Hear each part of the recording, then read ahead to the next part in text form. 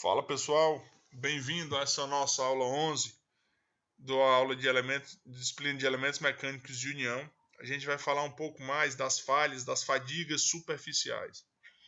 Essa é a nossa primeira parte desse assunto. É o capítulo 7 do livro do Norton. É o que a gente vai usar nas próximas aulas. Basicamente, pessoal, quando duas superfícies são pressionadas uma contra a outra por uma força externa, a sua área aparente de contato é facilmente calculada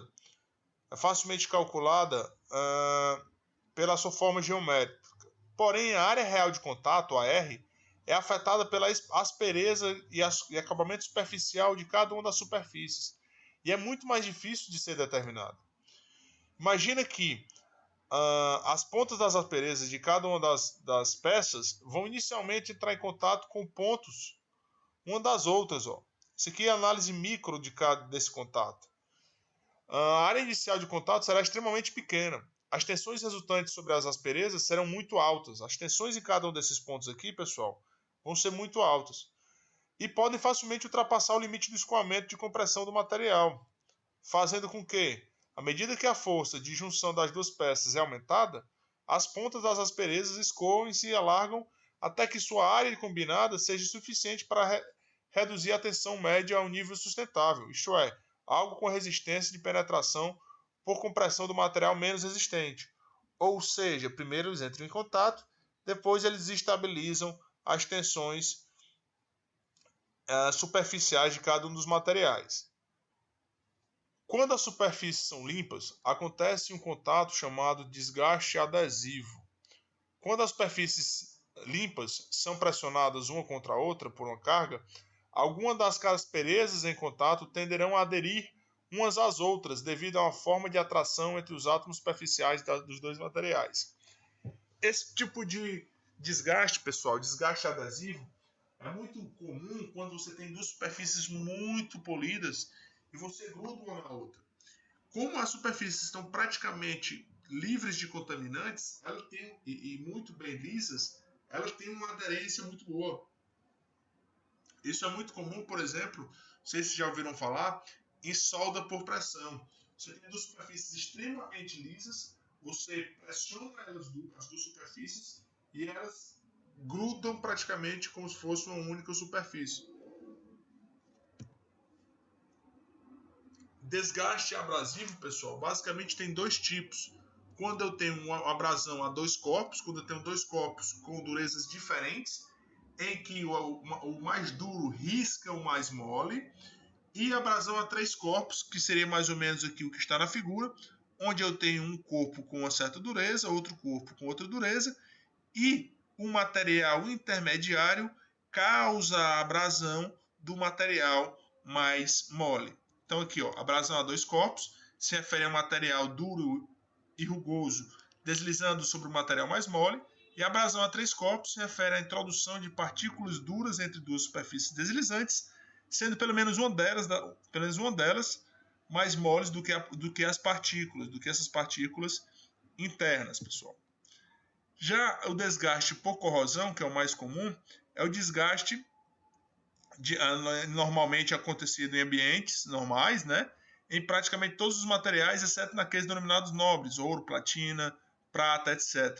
A forma mais comum de corrosão é a oxidação, reação do metal com o oxigênio formando óxidos. Aqui eu tenho imagens de navios oxidados, mostrando o desgaste por corrosão. Primeira coisa que a gente vai fazer, pessoal, é a fadiga superficial com contato em esferas, certo? Para eu poder calcular as tensões superficiais que estão nesse contato, para poder calcular a tensão de cisalhamento e a profundidade máxima da tensão de cisalhamento máxima, a primeira coisa que eu faço é o quê? Cálculo da minha pressão média e pressão máxima. Pressão média é força sobre área, obviamente, e a pressão máxima é 3/4 da pressão média para contatos de esfera. Essa área, pessoal, é aquela área real. É a área em que eu tenho que utilizar esse azinho aqui, ó.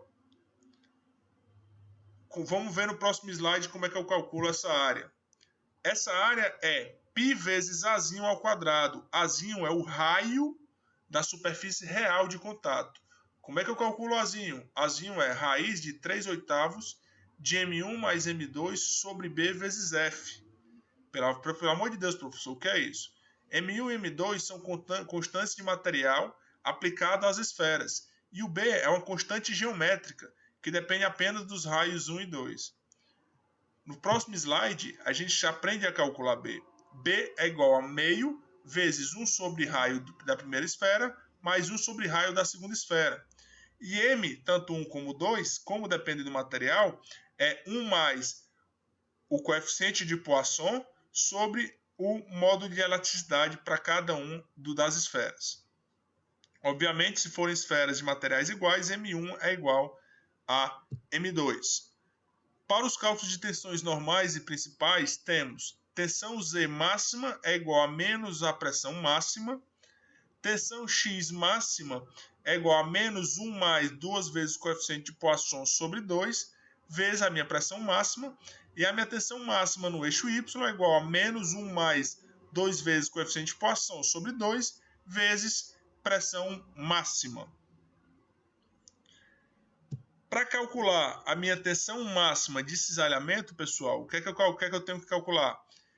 Pressão máxima sobre 2 vezes 1 mais 2 vezes o coeficiente de Poisson sobre 2, mais 2 nonos, 2 sobre 9, vezes 1 mais coeficiente de Poisson, vezes raiz de 2 vezes 1 mais coeficiente de Poisson. Essa é a minha tensão de cisalhamento máxima no plano YZ. Para eu saber a profundidade que ocorreu essa tensão máxima de cisalhamento, é A, que é o meu raio da área de contato, vezes raiz de 2 mais 2 vezes o coeficiente de Poisson sobre 7 menos 2 vezes o coeficiente de Poisson. Aí, pessoal, eu peço para vocês fazerem esse exercício, onde um rolamento axial composto por 7 esferas é carregado axialmente através de sua pista pelas esferas. Eu pergunto, qual é o tamanho da área de contato com a pista e quais as tensões desenvolvidas nas esferas e na pista? Qual a profundidade máxima qual a profundidade da máxima tensão de cisalhamento em uma esfera? Certo, pessoal? Eu peço para vocês calcularem todos os índices que a gente acabou de ver para contato de esfera-esfera. Certo? Nesse caso específico, vão ser 7 esferas de 0,394 polegadas de diâmetro. A pista de rolamento são planas, ou seja, considerar R2 o raio infinito. Todas as peças são de aço, ou seja, o coeficiente de Poisson é 0,28 no módulo de elasticidade 3 vezes 10 elevado a 7. A carga axial é de 21,5 libras por esfera. Se eu tivesse mais de 7 esferas, tivesse a carga axial em todas as esferas iguais, seria a carga total de 7 vezes 21,5 libras por rolamento total, considerando o carregamento estático.